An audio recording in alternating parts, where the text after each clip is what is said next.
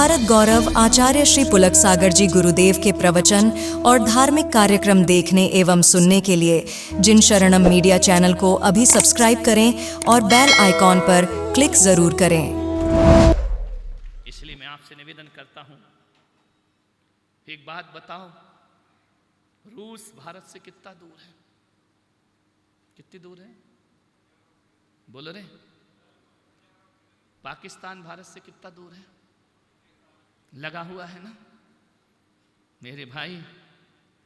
पाकिस्तान पास होकर भी हमसे बहुत दूर है और रूस दूर होकर भी हमसे बहुत पास है, क्योंकि रूस से हमारे दोस्ती के रिश्ते हैं, पाकिस्तान से दुश्मनी के रिश्ते हैं। मान्यवर, कौन दोस्त होता है? दोस्त दूर रहकर भी हमारी हिफाजत करता है, वो दुश्मन पास रहकर भी हमसे बहुत दूर हुआ करता है। आज वातावरण ऐसा बन रहा है, पूरे देश के वातावरण को देखो, चारों तरफ दुश्मनों से घिर रहा है हमारा हिंदुस्तान। ये हमारे वो अंग जिनका निर्माण हमने किया है, जिनको जन्म इस भारत ने दिया है, उसी भारत को उंगलियां दिखा रहे हैं। ध्यान रखिए मान्यवर, बांग्लादेश के हालात, हजारों हिंदुओं को बेघर किया जा रहा है, उन्हें मारा जा रहा है, शोषित किया जा रहा है, मंदिरों को तोड़ा जा रहा है।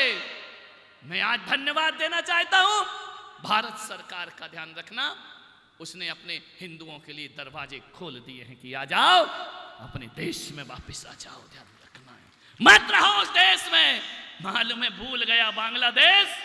हाँ, यदि बांग्लादेश को देश का दर्जा मिला है तो हिंदुस्तान की दम पर मिला, वरना तुम तो गुलाम बने जी रहे थे। ध्यान रखना है, ये भारत श्रीमती इंदिरा गांधी ने बांग्लादेश को स्वतंत्रता प्रदान कराई। ध्यान रखना, आज उस बांग्लादेश में हिंदुओं के साथ दुर्व्यवहार हो रहा है, उनके साथ गलत व्यवहार किया जा रहा है, उन्हें बेघर किया जा रहा है।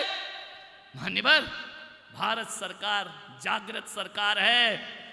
मुझे पहली बार हिंदुस्तान में हुआ है कि हम आपस में कितने भी लड़ लें, कोई भी दल लड़ लें, जब दुश्मन आता है तो पूरे दल एक हो जाते हैं, पार्टी एक हो जाया करती है। पूरा देश एकता से खड़ा है। मोदी जी ने दरवाजे खोल दिए।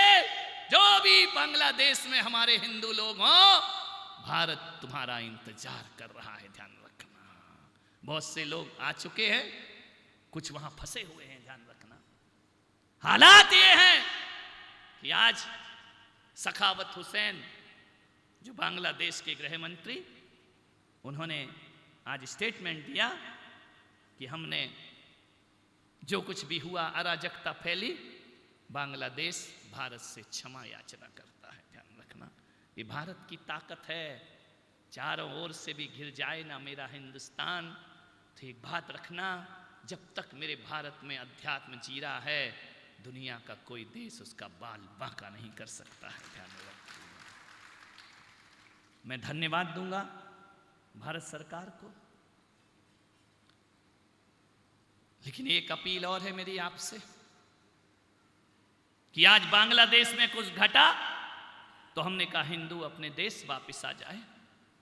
पाकिस्तान में अत्याचार होगा, हम अपने हिंदुओं को वापस हिंदुस्तान में बुला लेंगे। अमेरिका में अत्याचार होगा, हम वापस बुला लेंगे। लेकिन एक बात याद रखो भारत के लोगों, कि जो आज बांग्लादेश में घटा है वो कल हिंदुस्तान में घट गया तो हम हिंदुओं को कहां भेजेंगे? मेरे भाई, आपसे मेरा निवेदन है, कौन से देश तुमको शरण देगा?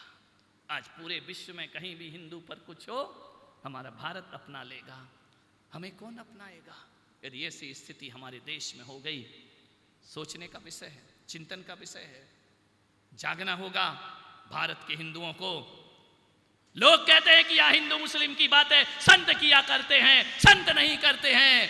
अत्याचार होता है तो हमारे अंदर दर्द पैदा होता है। ध्यान रखना है मान्यवर, पूरे विश्व में हिंदुओं को शरण देने वाला केवल भारत देश है मेरे भाई।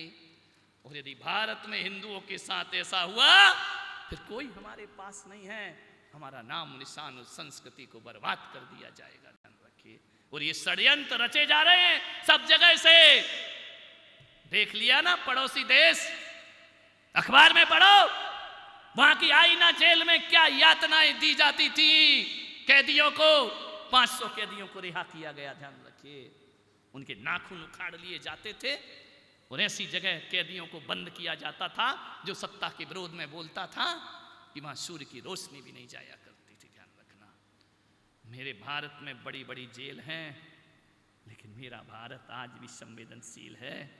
जेल में भी हम अमानवीय कृत्य नहीं किया करते हैं। ध्यान रखना, हमारा देश तो वो देश है जो कहता है कि घृणा पाप से करो, पापी से नहीं। ध्यान रखना, ऐसी संवेदनाएं, ऐसी भावनाएं, ऐसे व्यवहार, ऐसी मित्रता, हम तो शत्रु से भी मित्र जैसा व्यवहार करते हैं। मेरा आगरा में चतुर्मासवा शिखर वार्ता हुई, मुशर्रफ जी को बुलाया गया आगरा, अटल बिहारी वाजपेयी प्रधानमंत्री थे उस समय।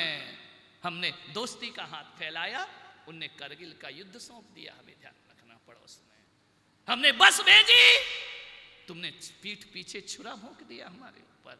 हमेशा इन लोगों ने हमारे साथ बदसलूकी की है। ध्यान रखिए, भारत का हिंदू जागृत हो जाए, अपनी संस्कृति को बचाना है, सभ्यता को बचाना है।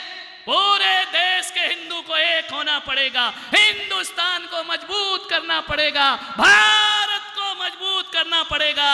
कोई दुनिया हमारे पक्ष में नहीं है, लेकिन हम हिंदुस्तानी लोग यदि लड़ते रहे छुआछूत में, ऊंची और नीची जात में, हिंदू हिंदू से लड़ता रहा, हिंदू हिंदू का तिरस्कार करता रहा, श्वेतांबर दिगंबर लड़ते रहे, सर्वनाश हो जाएगा इस देश का। ध्यान रखना, यदि हम आपस में लड़ेंगे, पड़ोसी हम पे कब्जा करेगा। ध्यान रखिए, अपनी शक्ति को मजबूत बनाएं, मित्रता के साथ रहें।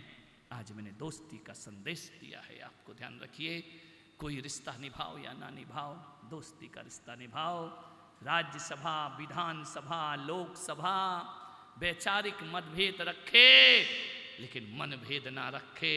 यदि कोई भी पार्टी मन से एक दूसरे का सम्मान करेगी, दुनिया की किसी देश की ताकत नहीं जो मेरे हिंदुस्तान को बुरी नजर से उठाकर देख सके। ध्यान रखिए, हम अपने दल पर मजबूत होंगे, मित्रता के व्यवहार रखिए। मैं आभार भी मानता हूँ भारत सरकार का, और आप सबको जागृत भी कर रहा हूँ कि अपनी ताकत को पहचानो, अपने भविष्य को बचाने का प्रयास करो। आप सबने सुना, अनुग्रहित हूँ। जय महावीर। मैं चाहता हूँ कि आज धर्मनारायण जी जोशी, पूर्व विधायक, पहले भी मुझसे मिल चुके हैं, उदयपुर मेरा चातुर्मास हुआ, और इस उम्र में भी पूरी पावर है, पूरी ताकत है। मैंने देखा दीप प्रज्वलन को बुलाया, मैं 2 मिनट रुको, जाओ मत, क्यों जा रहे, क्या करोगे रे घर जाके भी, कौन सा तुम जाके बांग्लादेश और पाकिस्तान को जीत लोगे, बीवी से हार रहे हो, देश जीतने की बात करोगे।